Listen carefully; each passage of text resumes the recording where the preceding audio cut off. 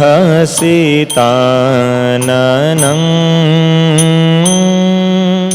प्रेमवीक्षणम्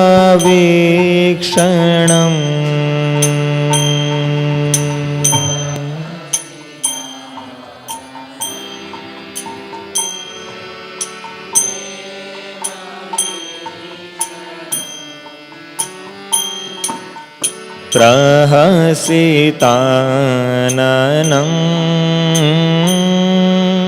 प्रेमवीक्षणम्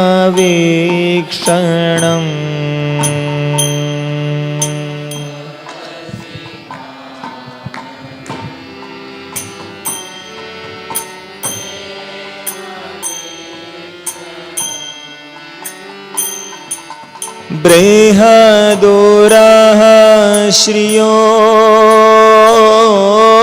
वीक्ष्य धामते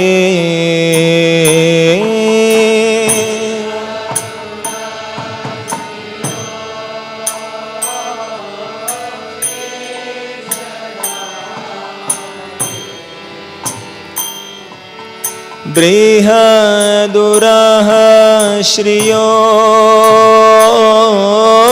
वीक्ष्य धामते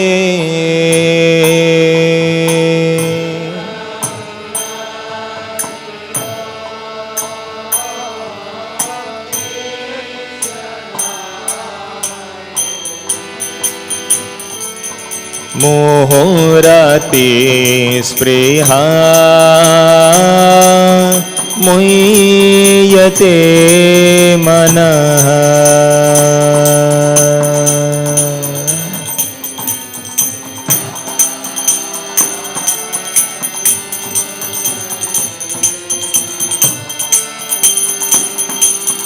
मुहुरति स्पृहा मुह्यते मनः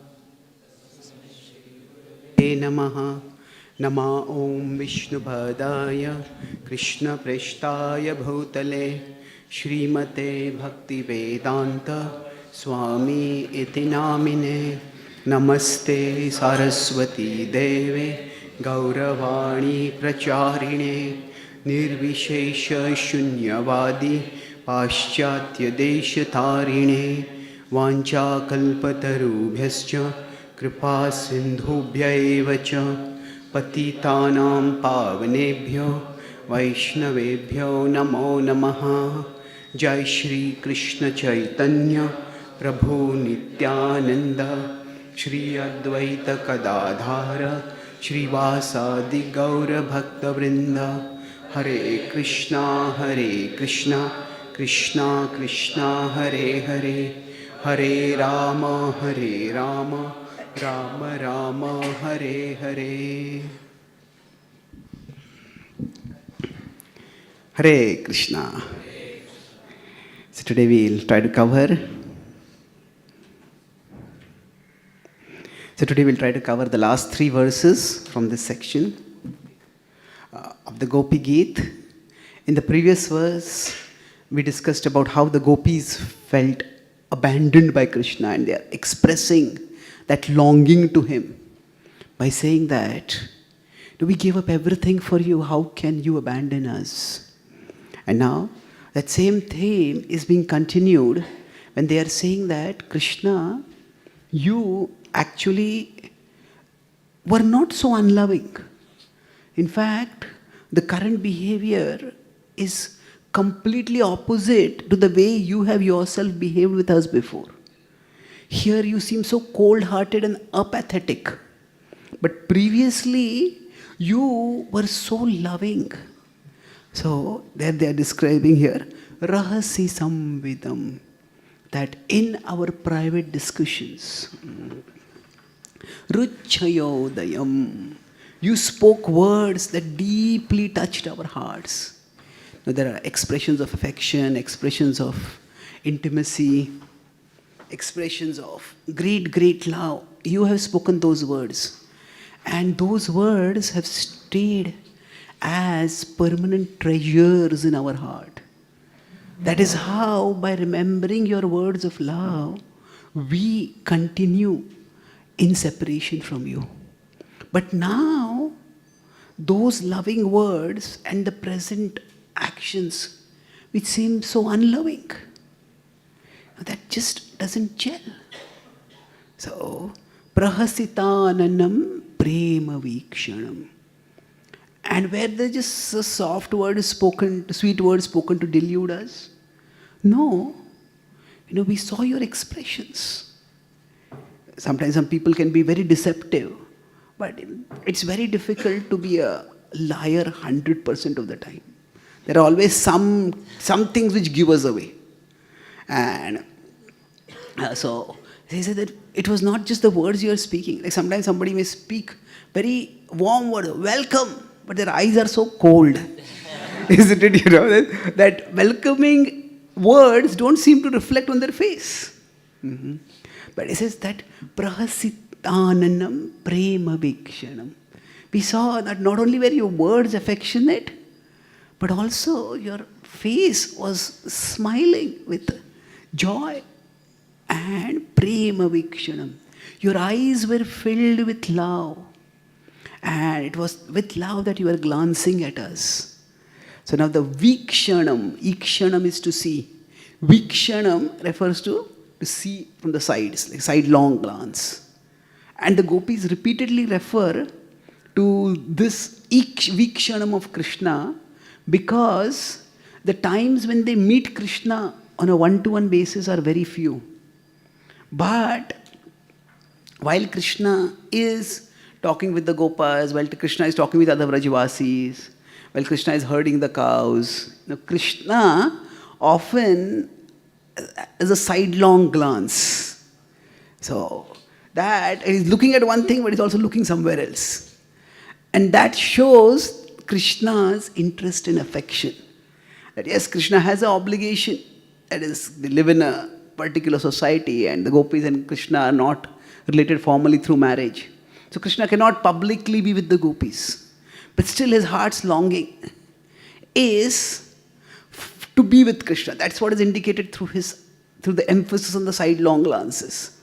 Say, we have come to a particular ceremony or event to meet a particular person. And then somebody else meets us and is hogging all our time. Now we will be talking with them out of politeness, but our eyes are anxious. Where is that other person? I hope that person doesn't leave. I want to meet them before that person. So what happens is, our eyes are going elsewhere while you're talking with them. So like that, prema vikshanam, Krishna's heart is with the gopis. And that's what they have inferred from his loving glances. Bruhad ura shriyo. And then they're saying that Krishna, you embraced us and you gave us shelter on your chest. And your chest was so large and broad and sheltering. Bruhad ura shriyo. And when we were sheltered on those, and that chest of yours, we remembered that Vikshadhamate, that Shriya, that is actually, this is the abode of the goddess of fortune. So where Lakshmi Devi gives shelter, there you have given us shelter. And remembering those intense expressions of love and those experiences that we have had, what is happening is, Muhur, we are remembering them again and again, and Ati Spruha. That Spruha is desire. That desire is becoming extremely strong. Muhur Ati Spruha Muhiyate Manaha. Generally, desire can be at different degrees. So, when the desire, you could say, if you consider, say,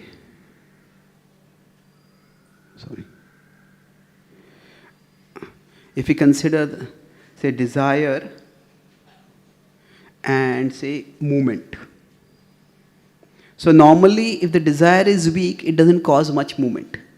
I feel like eating something, I feel like watching something, but maybe I'll do it later. But as the desire starts becoming stronger and stronger, then the urge to move, if the urge to eat something is very strong, if an alcoholic has a very strong desire to drink alcohol, then that desire makes them move.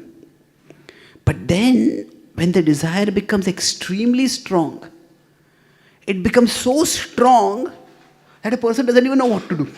The desire can sometimes be binding. Binding means it binds us, but not the way, say, a prisoner is bound to a cellar, to a prison cell. The desire, they bind us, they are like puppeteers' strings. They bind us and they pull us. But the desire can also be blinding. So, blinding means sometimes we are blind to the consequences of what we are doing. But sometimes we become blind to even think, what should I do now? Like if somebody who is an alcoholic and they have been put in a alcohol recovery center, where they are put in restraints. There's no alcohol available, there's no way to escape from there. And the urge becomes very strong. They just don't know what to do now. So, muhyate manaha. So the desire has become so strong that our mind has become bewildered. We just don't know what to do. So normally desire can, so when it's a sattva, the desire is relatively weak. Then if you see externally, sattva and tamas look very similar. A person sattva guna and a person tama guna both may be sitting. But one person is sitting and thinking, and the second is sitting and thinking when I can stop thinking. When I can just go to sleep or when I can get out of here. They're just wandering. So, in Rajas especially, there is strong activity. So, now the gopis are saying that we've done what we could, but we just don't know what to do anymore. So, muhur ati spruha, that the desire has become very strong for us. Now, this particular correlation between these two things, that our memories and our desires, this is something which is important for us to figure out. Often when we think about remembering Krishna, that is, Bhakti said, always remember Krishna. So remembrance can be more of an intellectual activity. Or remembrance can also be emotionally infused, emotionally permeated, emotionally surcharged. Now both aspects are important. But among these two, which one is more important in bhakti? The emotional aspect is more important. Once on the Janmashtami day, or before Janmashtami, I had written an article about Krishna for a newspaper, Times of India. And I had described Krishna in very beautiful ways. His hair and his face and his whole appearance. And I felt very happy about the way Krishna had been described. And then when Janmashtami we came for darshan in the morning, 4:30. So I was taking darshan and I was remembering that description of Krishna that I had written.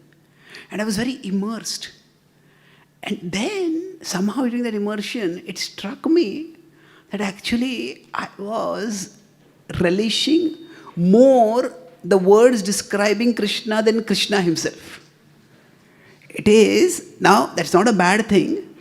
Like sometimes we may look at the beauty of Krishna. Says if we have done the dressing, then we may look at the dressing, and the dressing is connected with Krishna, no doubt. But sometimes we focus on the dressing and delight in the dressing more than Krishna. Isn't it? So what happens is that for all of us, the remembrance, it has to move toward Krishna. Now, for the gopis, they have a very personal relationship with Krishna. And for them, they are describing personal attributes. So, the test of whether what we are remembering, generally, after remembrance, our desire needs to increase. Now this is the theme which Krishna talks about in 12.9 also. Athachittam samadhatum na shaknosi mai sthiram. That na shaknosi. That if you cannot remember me constantly, then practice remembering me. Abhyasa yogena tato. What should happen after that? Mam ichaptum dhananjaya. So the abhyas, the practice of remembrance, needs to translate into the desire for Krishna. So what happens sometimes is that in the Western world you may have heard this phenomena called SBNR. Anyone heard this? SBNR? Yes, spiritual but not religious. So that some people often say that, I want to be spiritual, I want to be open-minded, I want to explore. It's a whole demographic of people, a large demographic. And increasingly it is coming to India also. And there are quite a few very popular spiritual teachers who cater to this demographic. And they will often very proudly say, actually I have not read any Ramayana, I have not read any Bhagavatam, I have not read any Vedas. And in those audiences, by saying this, you actually gain credibility. You don't lose credibility. Because for these audiences, spiritual but not religious, if you quote too much scripture, their idea is, that just shows you can't think for yourself. That just shows that you have no original thought at all. All that it shows is, you are just like a ventriloquist or a dummy. And you have let yourself become brainwashed, and you're letting someone else control you. That's why mind control is an extremely deadly word in the Western world. Because in India, when we use the word mind control, we talk about we controlling our mind. But in the West, mind control refers to others controlling your mind. So that's why mind control groups and mind control cults, things like that. So we practically, how to control your mind? No, never give a class like that in the West. Okay, talk about how to be mindful, how to manage your mind. But control your mind. No. Its control is actually a trigger word for most people. But anyway, so there is this whole group of spiritual but not religious. Now, and they often criticize certain groups of people, and they use the other acronym, RBNS. What is that? Yes, religious but not spiritual. So they say that, you people are so diligent in following your rules, but what is the result of that? And it can happen sometimes. See, ultimately, there are practices. We all have our particular practices. We may have our morning waking up, we may have our chanting a particular number of rounds. Other religions may have their own particular practices. Now, the practices are meant to lead to certain values. So, for example, for us, chanting is meant to lead us to love for Krishna. Or if love for Krishna is far away, we can say at least, compassion for others, kindness, sensitivity, absorption, whatever we want to say. So, love for Krishna, Bhaktivinoda Thakur says, is translated into love for other living beings. So, sometimes in our practice of bhakti, what happens is, when we are practicing, we get too focused on the practices and we forget the values that are meant to be developed through the practices. And we value diligence in the practice much more than the values that are to be developed through the practice. So when that happens, this is actually this is like the breeding ground for fanaticism. So if we become very, very diligent about our practices, that's good. But if you forget the values that are supposed to come through it, then we become very judgmental about everyone based on whether they are adhering to those practices or not. And then that can make us very cold in dealing with others. So the point is that for us, the remembrance of Krishna, which we try to practice through our sadhana, is meant to soften our heart. Soften our heart with love for Krishna and love for others. If not love for others, at least kindness for others. Compassion towards others, sensitivity towards others. So Bhaktivinoda Thakur basically says that bhakti, he talks about this in multiple places, but especially Chaitanya Shikshamrita, bhakti leads to a softened heart. And softened heart directed toward Krishna is prema. And when directed towards others, it is daya, it is compassion. So it's the same softening of the heart. But if we get too caught in just the rigid discipline of the practice, it's important, no doubt. It's not to downplay it. But it is, as they say in English, sometimes we miss the forest for the woods. We get so caught in looking at the trees that we miss the forest. So like that, there is the ideal situation is where there are the practices and there are the values which are meant to be developed through the practices. But the best is we have the practices and we have the values. Now if we have the practices and not the values, it is good if we are moving in this direction. If we are not moving in that direction, moving anywhere else, then that will make us fanatical. Now, if we have values but not the practices, that is also good, but eventually one should move in this direction. Like, can some people just be kind and compassionate and regulated without necessarily practicing anything? It's possible. You know, they might have a good upbringing, they might have had good samskaras from a previous life, and that's why they have those values. But then, just those values are not necessarily going to take them to Krishna. Just those values are not going to automatically translate into love of God. So practice is also required. So if the values don't take them away from practice, then it becomes just mundane goodness, which may not last for very long. Now, of course, if there are no values and there are no practices, then that is definitely a bad thing. So, for here, we see the Gopi's memory. The reason why we're talking about in this particular verse is the Gopi's memories are leading to desires, leading to longing for Krishna. So, Muhur Ati Spruha. We are very strongly longing for you, Krishna. So, let's sing this once and then we'll go to the next verse.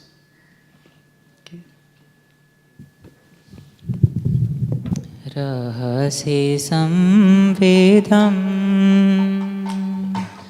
rechayodayam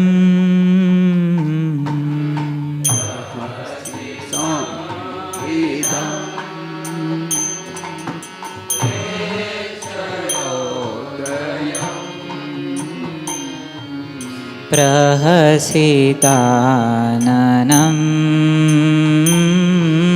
prema vekshanam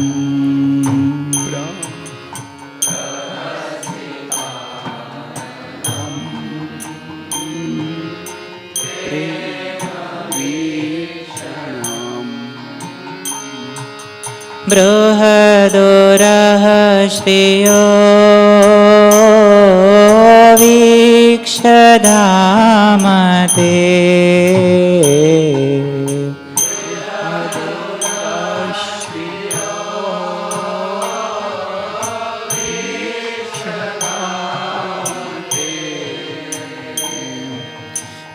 Muhurati Spriha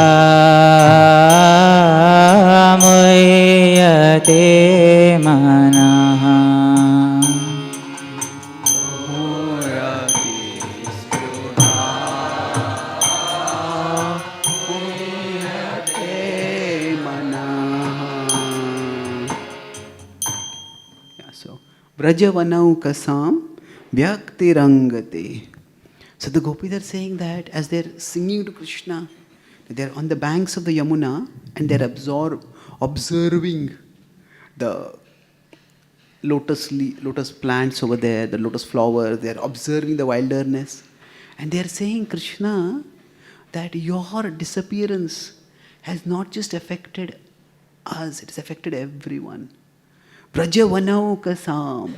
All the living beings in Vraja are feeling desolate, abandoned, they are feeling completely pointless. Vyaktirangate. That it is only your manifestation. Vyaktir is the manifestation, your appearance. Anga, oh beloved. When you appear, oh dear one. Vrujin hantriyalam. That the agony that everybody is feeling because of your non-manifestation, because of your disappearance, that you alone can remove it. Vishwamangalam. And you can bring auspiciousness to the whole universe. Tyajamanakchanas Tvat Spruhatmanam. So they are saying that that same mood of spruha, ati spruha was there. So Tvat Spruhatmanam. They are saying it's not just desires are present within us, but actually our mind is made of nothing but desires. This Prihatmanam is similar in the Bhagavad Gita to Kamatmanah Swargapara. So not just they have Kama, but it's almost as if their Atma is made of Kama. So they are saying, Tvatspruhatmanam, our very being is made of desire, longing for you. Teja manakchanas. So they are saying that this mind that is filled with such desire, that it is tormented by such desire. So the mind which is like this, Teja, it's only you can release it from that lock of desire that is tormenting it. So Swajana Rajam Yannishudanam. So this lock that the desire for you has placed on our heart, on our inner world, it is like a disease. And you, O Lord, are a medicine. Tyaja mana jana swajana rudarujam. So rudarujam is the disease of your own people. So yannishudanam. You, O Lord, are the one, by your appearance, you can counter this. So in this way, basically, they are saying, for all living beings and especially for us, please return. Yes, we can sing once. व्रजवनौकसां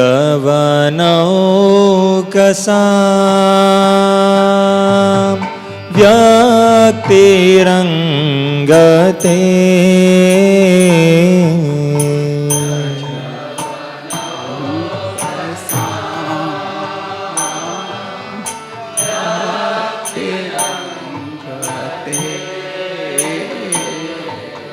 व्रेजेन हन्त्र्यलं विश्वमङ्गलम्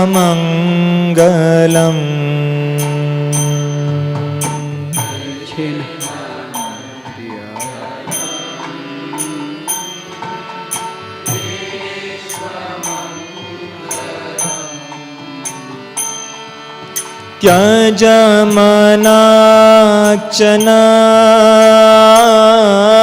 स्त्वत्स्पृहात्मना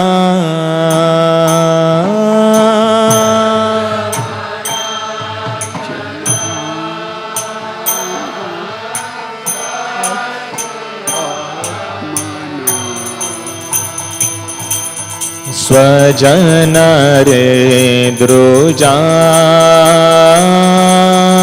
यन्निषूदनम्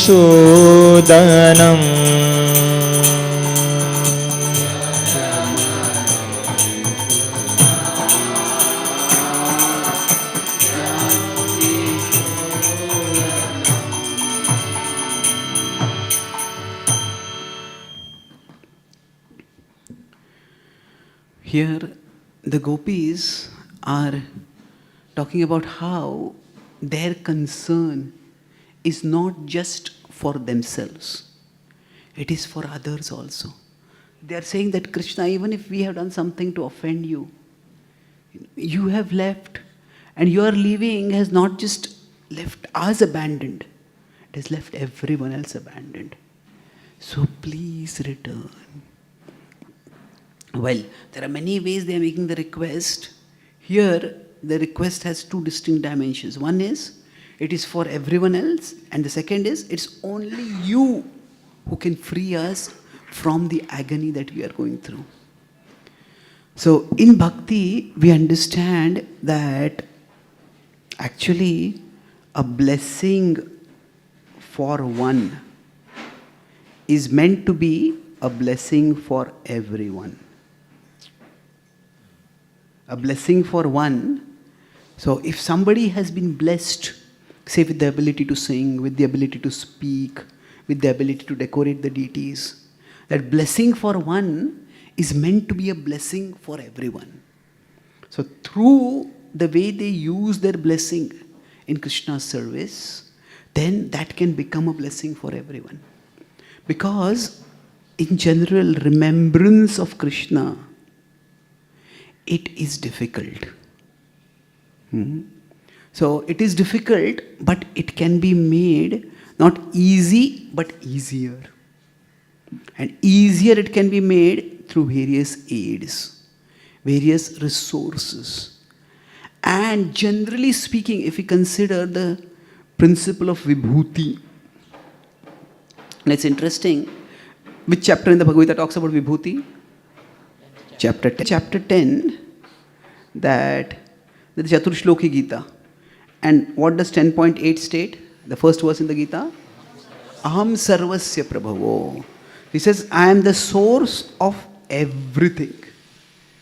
And yet, one of the last verses is 41, which says, Yad yad vibhuti mat sattvam shrimadurjitam eva va tattad evava gachatvam mama tejo amsha sambhava.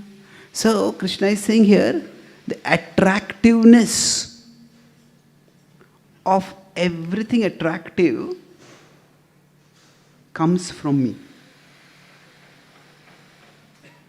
Now, in one sense, if everything comes from Krishna, then it's implied that the attractiveness of attractive things also comes from Krishna. So why does Krishna have to specifically state and emphasize that? That the attractiveness of everything attractive doesn't just come from me, but he also adds one important detail is Mama Tejo Amsha Sambhava. It's just a spark, it's just a part of my splendor. So why does he need to emphasize that? If somebody says, oh, everything in this house is owned by me, that particular trophy, that is also mine. That particular sofa, that's mine. That jewelry is mine. Well, if everything in the place is that person's, then obviously specifics are also belonging to that person. Now the point is that, yes, Krishna is the source of everything is a philosophical truth. But Krishna is the source of everything attractive. That is a practical aid for remembrance. What happens is, although everything comes from Krishna, it is not that everything attracts our consciousness. It is not that everything in this world is what we are drawn to remember. Isn't it? We meet many people, but some people may have some special attribute. Maybe they are very good looking, maybe they are very well spoken, maybe they are very intelligent. When we see somebody with something special, then that's what we remember that person. That's how we remember that person, and that's what we remember about that person. Isn't it? So, yes, everyone comes from Krishna ultimately. But when we think about people, we remember those who have special attributes, generally speaking. Now, of course, we are going to have a deeper relationship. We try to understand the person deeper, and then we find that everybody has something special. But some people's speciality just stands out. And some people's speciality is buried deep within. And that has to be dug out. So the thing is that when Krishna is talking about remembering him, which was the theme that came afterwards, Arjuna's question was also, Keshu keshu cha bhaveshu chintyosi bhagwan maya. How can I remember you, O Lord?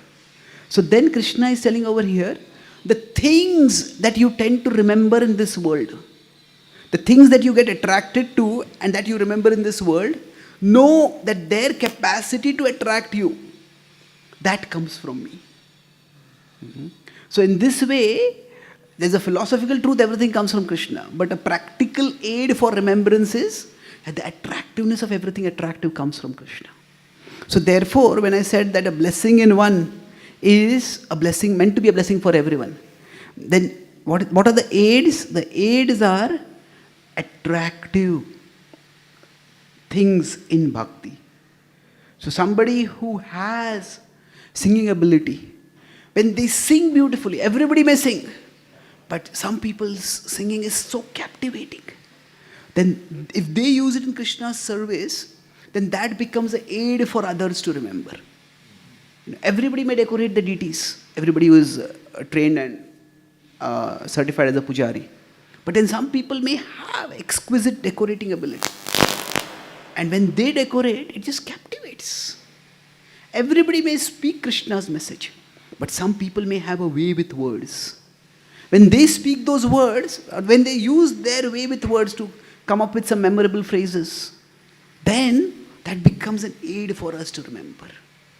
So the idea is that each one of us, we need aids for remembering. And it is important for us to create those aids. So when we seek the remembrance of Krishna in our heart, it is not just for our selfish purposes. It is not just for our elevation. We are meant to actually also express our devotion, express even our desire for devotion, using whatever blessings we have. So in one sense, in our bhakti, there is the world around us, there is Krishna above us. So, with Krishna, there is a connection that we establish. And toward the world, there is a contribution. And that contribution, among the many things, is in terms of aids for remembrance. So, now when we have a temple over here, we have a center over here, this is an aid for remembrance. Now all of you are working together to build a magnificent temple. That is going to be a more attractive aid for remembrance for many more people. So, in one sense, even our seva is about remembrance. Our seva is to help create aids for others to remember Krishna. So, the gopis, when they are talking about Vishwamangalam, and Krishna, when you manifest, it is not just for me, it is for everyone. When we chant the invocation prayers before we give classes, it is so that Krishna will manifest through our words, so that Krishna will attract others' hearts also. So Krishna's appearance, when we seek it, it is for Vishwamangalam. It is for the benefit of everyone. What is that verse? Nama Sankirtanam Yasya Sarva Papa Pranashanam. What is Jagat Mangalam? There's another verse then. Jagat Mangalam Amasa. Masam Hare. Which is that verse? Anyway, that is Jagat Mangalam, Vishwa Mangalam, similar theme. Tasmat Sankirtanam Yasya Jagat Mangalam Amasam. Jagat Mangalam Amasam. Yes, right. So Jagat Mangalam, that the glorification of the Lord is meant to bring about auspiciousness for the whole world. So this is our purpose. The second point the gopis are making over here is that Krishna, you are the medicine. You are the medicine that Tvats Pruhatmanam. See, generally speaking, if we talk about desire, like I earlier mentioned, that the desire can be either too little or it can be too much. And either extreme becomes a problem. So, if somebody has no desire for something, even in material life, if they have no desire, then actually they cannot take up any responsibility. Why would anybody do something? Now, if somebody has too much desire, then that can also overwhelm them. What happens is, we are souls, we have our minds, and then we have our body. So now desire is present in the mind. Now the desire is meant to activate the body. But if the desire is too little, then it's like the current is not enough to activate the body. But it's like energy, current is energy. It has to be activated. So, if we consider desire to be like a current, then it is too little. Then, like some people, you have to, if they have no desire to chant, and then they fall asleep. We wake them up, and then they again fall asleep. Now, if somebody is just sleeping again and again, how often can we wake them up? They have to have some desire.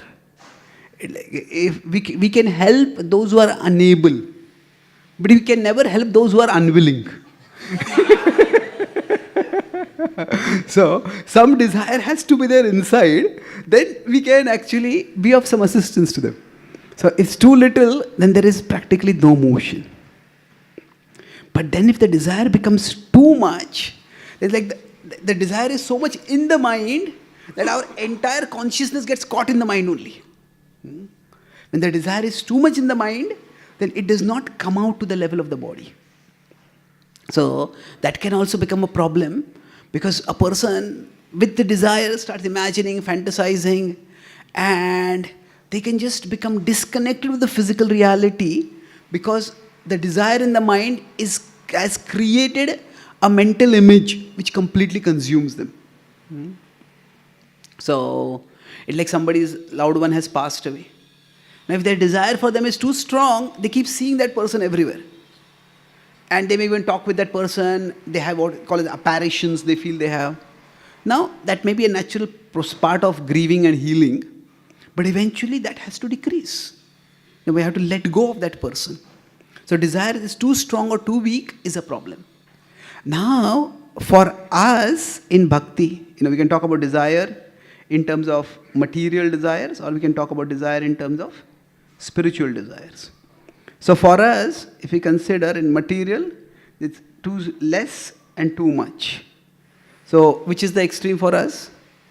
Generally speaking, for us material desires generally are too much.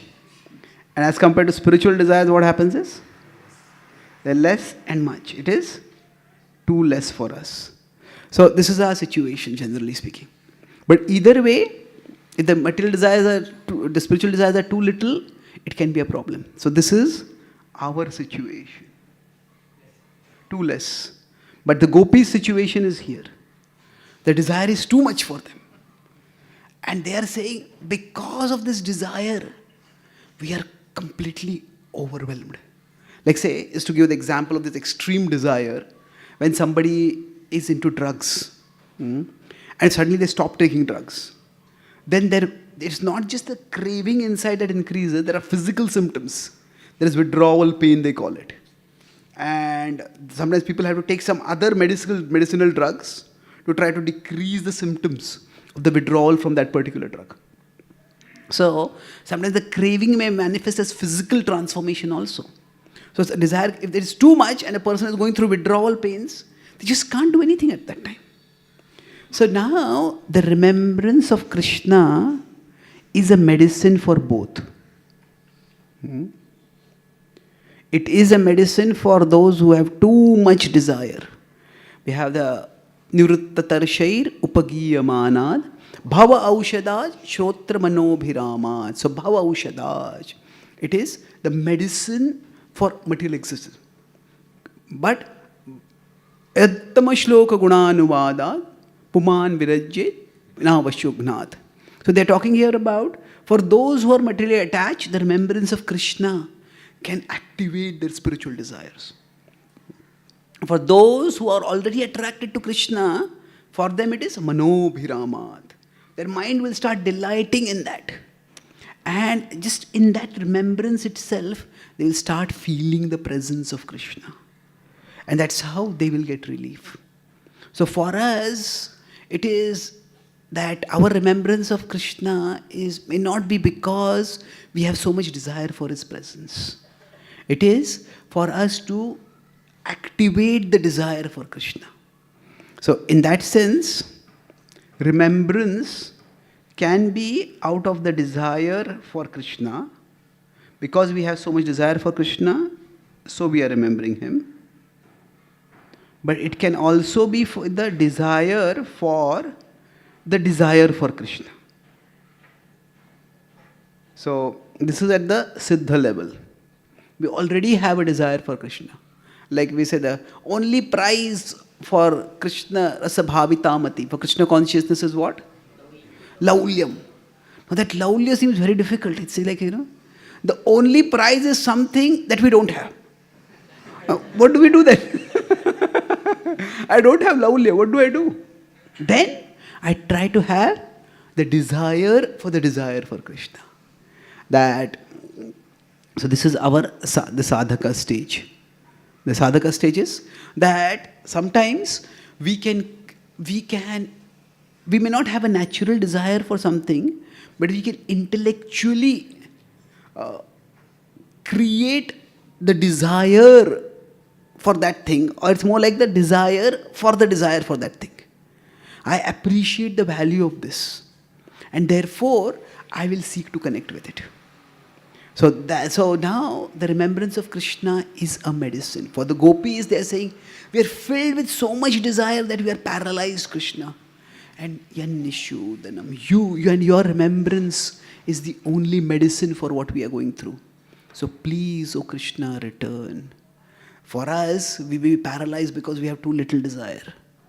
But Krishna, please appear. Please manifest, O Lord. And if you manifest, that is when I will become energized with desire for you. But right now, I want to have this desire for you. So the desire for Krishna may naturally manifest in the mana. But the desire for Krishna has to manifest through the buddhi. That's why Jiva Goswami says in the Sandarbhas that till we have priti for Krishna, till we have that natural attraction for Krishna, it is our buddhi that will keep us in bhakti. If our buddhi is not strong, then, and if our priti is also not strong, then it's going to be very difficult to stay on with Krishna. We will think, what am I doing over here? So again, if we consider the same perspective, it is our buddhi and our priti. Priti is affection. Buddhi, we can say, is conviction here. Not just intelligence, but the buddhya dhruti gruhiteya, Krishna talks about in the Bhagavad Gita. So it is the conviction that is developed with our intelligence. So for the pure devotees, for the siddhas, it is what? Mai arpita mano buddhir. Both are there. They have the priti and they also have the buddhi. Now, for the sadhakas, we have the buddhi, but we may not have the priti right now. For the sahajiyas, what happens is, they have the priti, but they do not use their buddhi. And then what happens? Sometimes the priti is there, and sometimes the priti goes, or sometimes the priti gets misdirected. So, now of course, this is for the bhautikas, for the materialists. So, people who are simply in materialistic consciousness, they have neither the desire for Krishna, nor do they have the conviction. Asatyam apatishtamte, that is talking about, they don't have any conviction when Krishna exists or Krishna cares. And then after that, the next verse is kamam ashritya dushpuram, that their desire becomes insatiable. So this is definitely an unhealthy state. So ideally, these are good. This is questionable. This is definitely something we don't want. So for us, the buddhi can keep us in the cultivating the remembrance of Krishna, by which gradually the priti will start manifesting. So this, let us go to the last verse now. This is a different meter. Like the concluding verse over here is spoken with a fervent emotion. Yeah. So I'll quickly explain the meaning. Then yatte sujata charanamburuham staneshu. That, oh Krishna, your lotus feet, amburuham, charanamburuham. That ambu is the water lotus, like lotus, charanamburuham. That your feet, which are like a lotus formed in water, sujat, they're very exquisite, very gentle, very soft, sujat. Staneshu. So when we put your lotus feet on our bosoms, bhita shanai, we are actually afraid. Priyadadimai karkasheshu. So we feel that even the softest part of our body is too hard because your feet are so soft. And as we are thinking that those feet, dadimai karkasheshu, so we think this is too rough for you. Tena tavim atasitat vyatate kim sweet. That tena, those lotus feet, atatim, in the forest, that they are there. And earlier also this theme has been talked about. That shilatrunankurai sidati tinaha. So, tad vyatate na kim svet. So we are vyatate. We are afflicted, we are tormented that thinking that those lotus feet are going in the forest. Kurpadhibir Brahmati. There are small stones and other things in the forest, and there they are wandering. Your lotus feet are going. Dhir bhavad ayushyam naha. So our mind is very distressed by this. Oh Krishna, our life is devoted to you. So they have expressed various emotions, but at the end are saying, they are emphasizing Krishna, our concern for you, we are calling you not just for our sake, but it is for your sake. Bhavad ayushyam naha. The gopis do not know that Krishna is going to come or not going to come. But they are saying, our ayushya, our life is devoted to you. Now if you see, this was a similar theme in the first verse also. Jayati te dhikam janmana vraja shrayata indira shashvaditrati daita drishyatam dikshutavakas tvai dhrutasavas tvaham vichinvate. So tvai dhrutasavas, our life is devoted to you. We are constantly thinking about you. So there's that cyclicity is there in the overall mood of the prayer. So let's recite this. Yatte sujata charanam buruham staneshu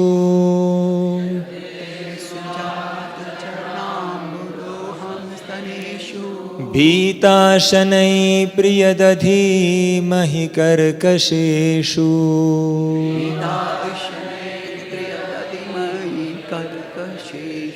Te natavim matasi tadvyathate na kim sve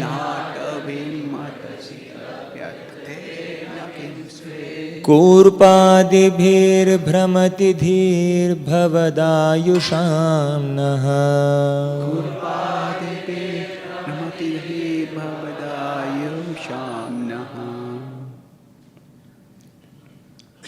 So in the Bhakti Rasamrita Sindhu, there are two moods of bhakti that are talked about. There is Tadiya and Madiya. Does anyone know these words? Tadiya and Madiya? Sorry? What does it mean? Sorry? Okay. And Madiya is what then? Okay. And that word Tadiya has different meanings. But Tadiya means, or maybe I'm getting the words wrong, maybe you can correct me if it is. I am yours and you are mine. So basically, there are these two moods of devotion that are talked about. That I offer myself to you. And, so the idea is that I offer my entire being to you and you offer your being to me.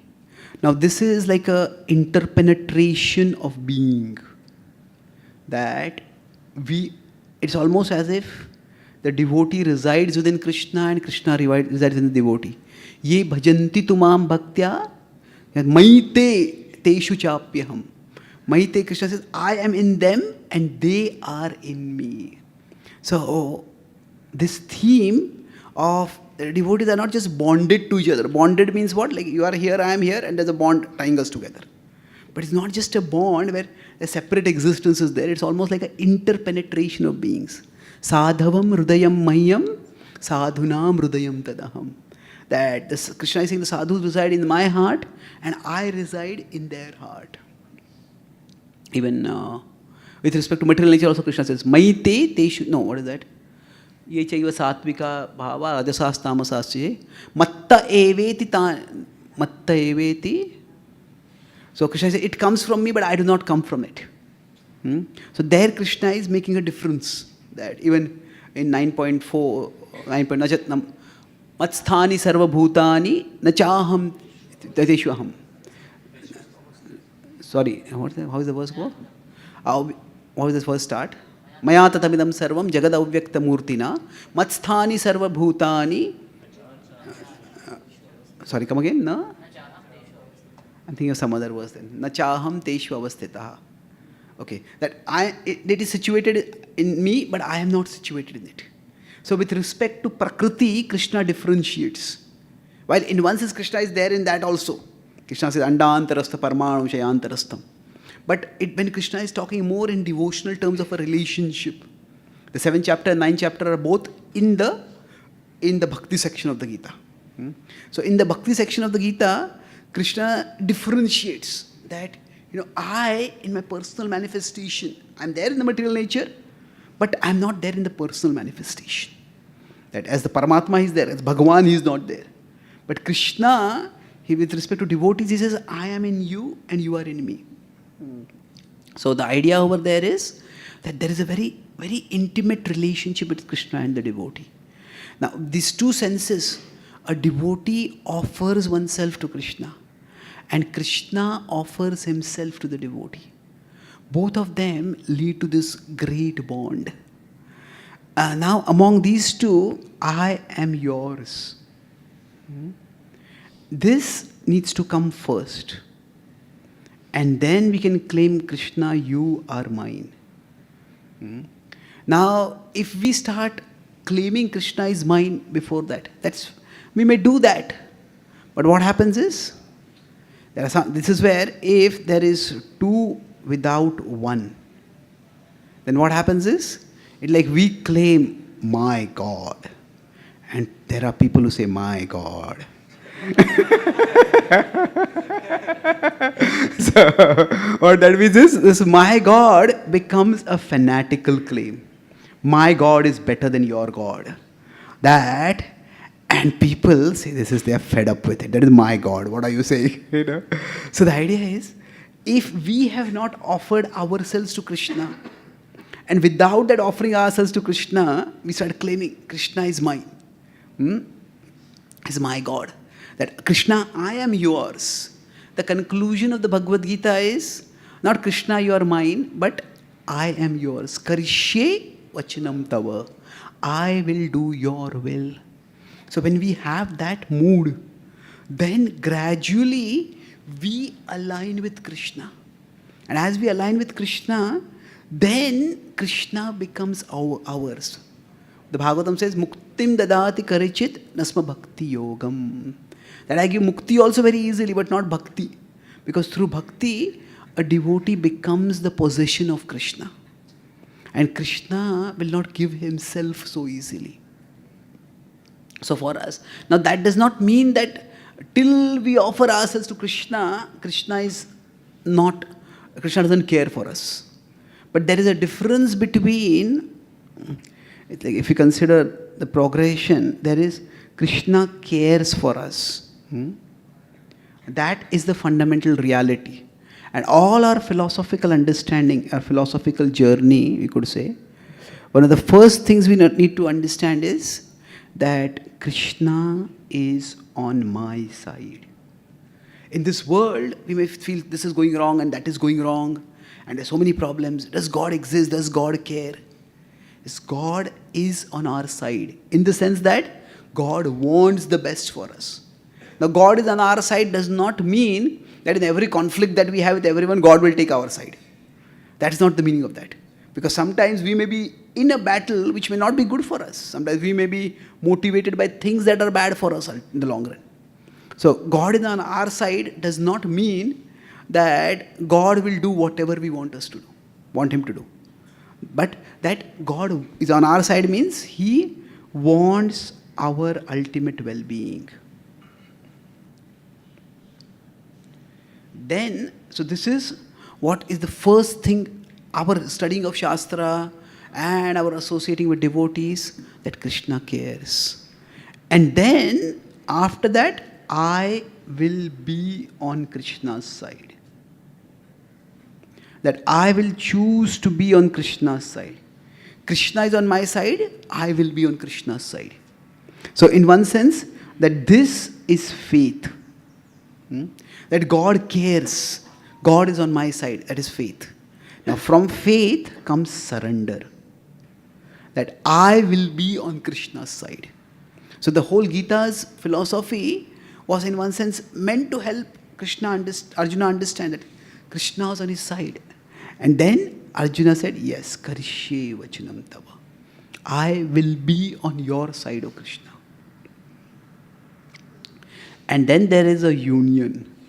There's this devotional union that comes up. So when we say, I will be on your side, what it is, Krishna said, it essentially means we are telling Krishna, I am yours.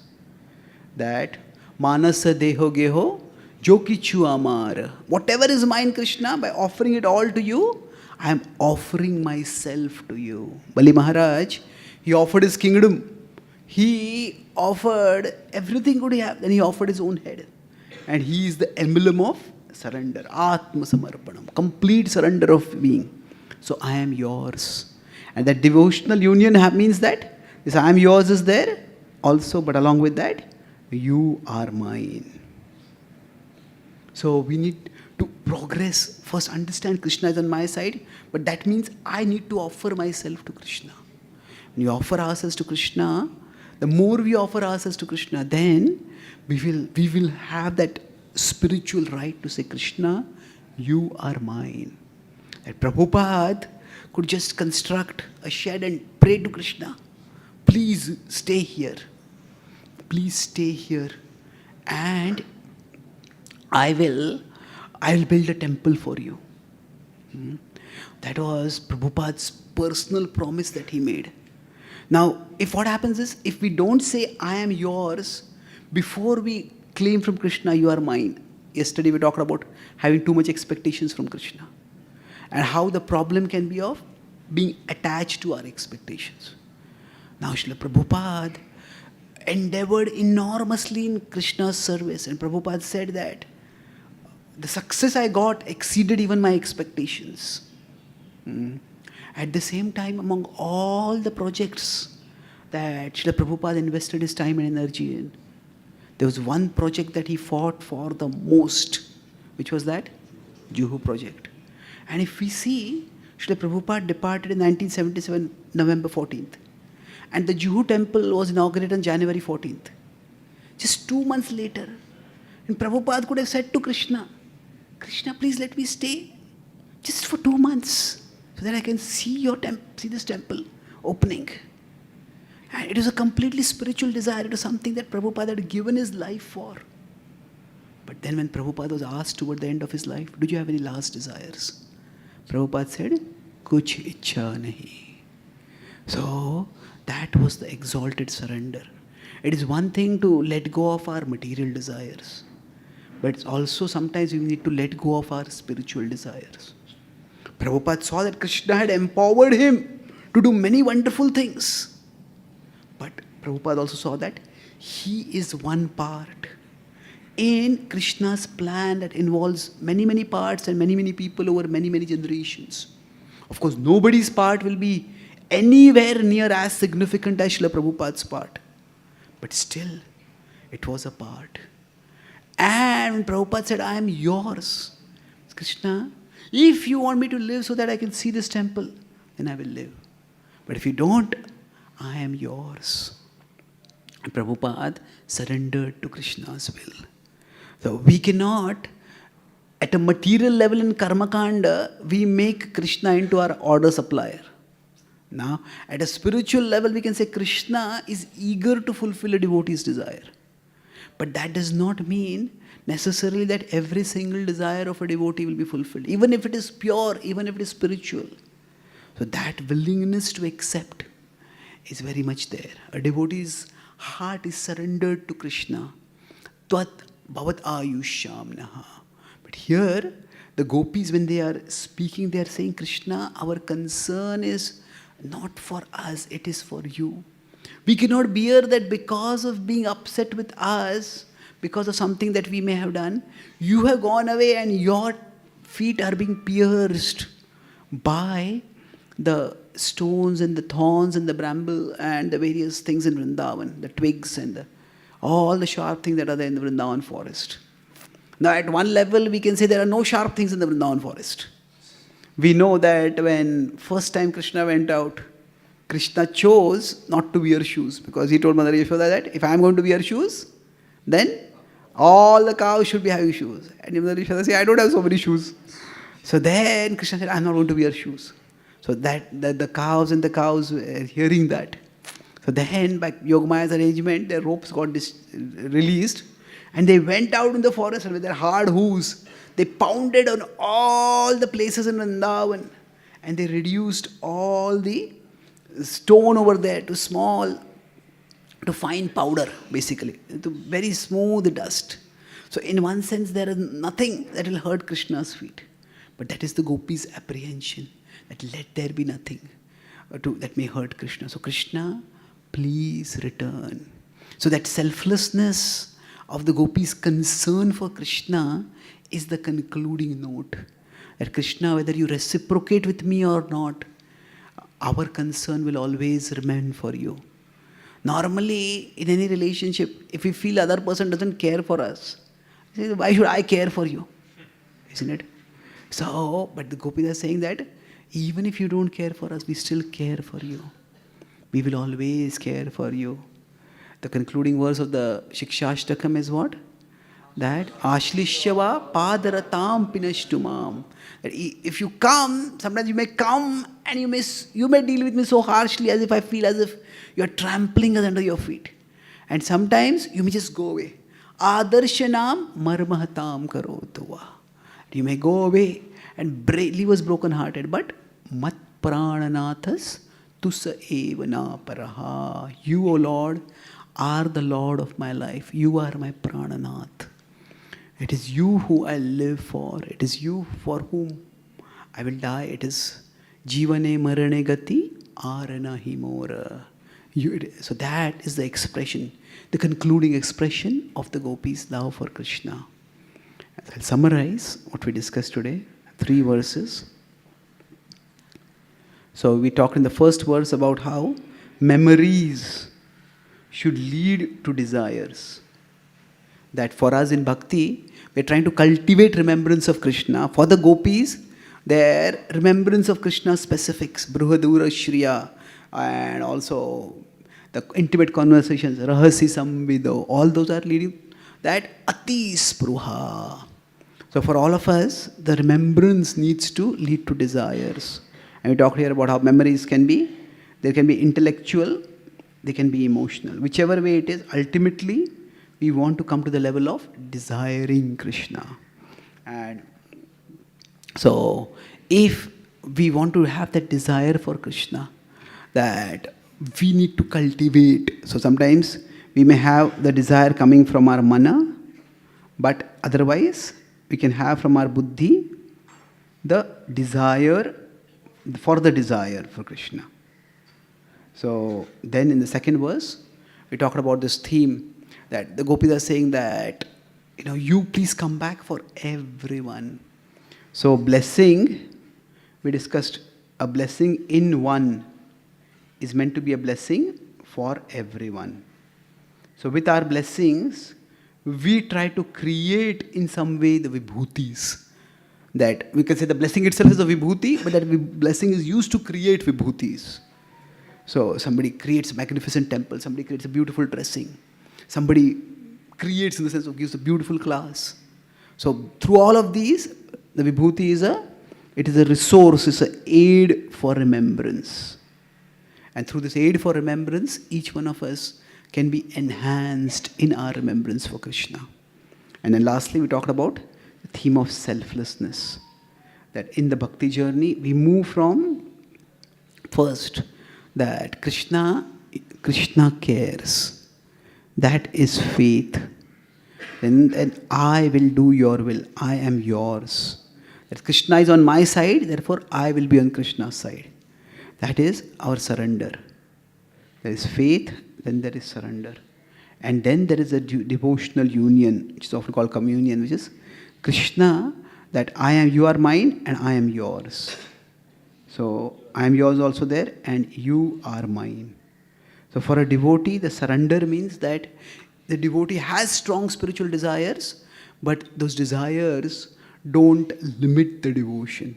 That the devotee has desires for Krishna, in the sense that desires for serving Krishna. And then there is the desire for Krishna. And the desire for Krishna is always greater than the desire for serving Krishna. That's how Prabhupada was able to accept that even when Krishna didn't let him see the Juhu temple, Prabhupada gracefully departed from the world. So this is the beautiful contemplation of the gopis' prayers to Krishna. Let us all pray that we can also, through this glimpse of their very exalted devotion, get the inspiration and the motivation to take at least a few steps forward from where we are in our bhakti, so that we can also enter into these, eventually into this universe of exalted, intimate love for Krishna. Shri Gopi Gita ki, Shri Krishna Bhagavan ki, Srila Prabhupada ki, Jai Gaur Premanande. Thank you very much for being there on this journey. I'd like to thank Kanadakar Prabhu and the team over here for facilitating this discussion on this Gopi Gita. Thank you. Hare Krishna. Krishna, I would like to thank His Chaitanya Charan Prabhu for such nice analysis and explanation and making so many important points that he brings out for sadhakas, for us, what we cannot think actually. We are going through it, but we cannot analyze it like this. But the way you put it so beautifully, there's so much to think on and there's so much to churn on. It could take days for us to even comprehend and start applying it. Thank you very much, Prabhuji. Hare Krishna. Let's chant one time the Hare Krishna Mahamantra. Hare Krishna, Hare Krishna, Krishna Krishna, Hare Hare, Hare Ram, Ram Ram, Hare Hare.